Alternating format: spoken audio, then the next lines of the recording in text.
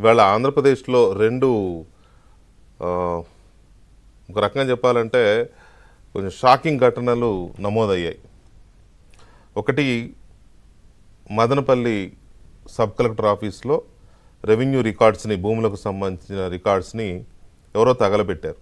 నిజానికి తగలబడ్డాయి, కాలిపోయాయి కూడా అనొచ్చు, కానీ క్లియర్గా ఎస్టాబ్లిష్ అవుతోంది ఎవరో దుండగులు ఉద్దేశపూర్వకంగానే తగలబెట్టారని. అంటే అది క్లియర్గా క్రిమినల్ చర్య, దొంగలు కావాలనే ఫైల్స్ కాలబెట్టారనేది ఇందాక డీజీపీ కూడా చెప్పారు. సో అది ఒక ఘటన. ఇంకొక ఘటన మనం అసలు ఊహించం. ఒకవేళ ఏమన్నా ఎదురుపడితే కత్తితో పొడిచేస్తారు అనుకుంటాం. నిలువున తలవార్లు తీసుకుని కసక్మని వేసేయడమో, నరికేయడమో, లేకపోతే అలాంటివి జరుగుతాయి వాళ్ళిద్దరూ ఎదురుపడితే అని అనుకుంటాం మనం. అలాంటిది వెళ్ళి కౌగిలించుకోలేదు, కానీ కౌగిలించుకున్నంత పని అయింది. షేక్ హ్యాండ్ ఇచ్చుకున్నారు, పలకరించుకున్నారు, మాట్లాడుకున్నారు. ఏం మాట్లాడుకున్నారు మనకి ఇంకా తెలియదు, మాట్లాడుకున్నారు. ఇది ఇంకా జనానికి చాలా షాక్. అసలు జనానికి ఆంధ్రప్రదేశ్లో ఇవాళ చాలా పెద్ద వార్త అయిపోయింది. ఇది టీడీపీ శాసనసభ్యులు, మాజీ ఎంపీ రఘురామకృష్ణరాజు గారు అసెంబ్లీలో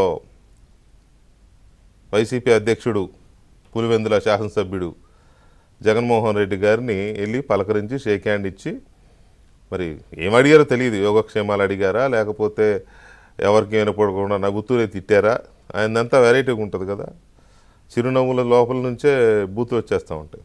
మరి అలాంటిది జరిగిందా లేక నిజంగానే యోగక్షేమాలు అడిగి చేశారా? దీంట్లో ఇంకో ట్విస్ట్ కూడా ఉంది. ఆర్థిక మంత్రి పయ్యావుల కేశవ్ శాసనసభ వ్యవహారాలు కూడా చూస్తున్నారు. ఆయన అడిగారంట, నాకు జగన్ పక్కన కూర్చునే సీట్ ఇవ్వండి, ఆ నంబర్స్ ఉంటాయి, పక్క సీటే ఇవ్వండి నాకు కూడా, మేము ఇద్దరం కలిసి కూర్చుంటాం అని అడిగారట. మరి ఎందుకో, దాంట్లో అర్థం ఏంటి, లేకపోతే ఎందుకు ఆ సీట్ అడగడంలో ఉద్దేశం ఏంటి, ఇవన్నీ కొంత ఆసక్తికరమైన చర్చ. సరే, జనానికి షాక్ ఎలాగూ పెద్ద వార్త, జగన్కి పెద్ద షాక్ అయి ఉండొచ్చు ఇవాళ. ఆయన అసలు ఆ టైంలో ఆయన ముఖ చిత్రం ఎలా ఉందో, ఆయన ఫీలింగ్స్ ఎలా ఉన్నాయో, ఎలా రియాక్ట్ అయ్యాడో, లేకపోతే ఆ ఫేస్లో ఎలాంటి భావాలు వ్యక్తమయ్యాయి, ఈ కొంత ఊహిస్తేనే ఆసక్తికరంగా ఉంది. సో దీని మీద మనతో మాట్లాడడానికి రఘురామకృష్ణరాజు గారు లైవ్లో ఉన్నారు, వారితో మాట్లాడదాం. రాజుగారు నమస్కారం.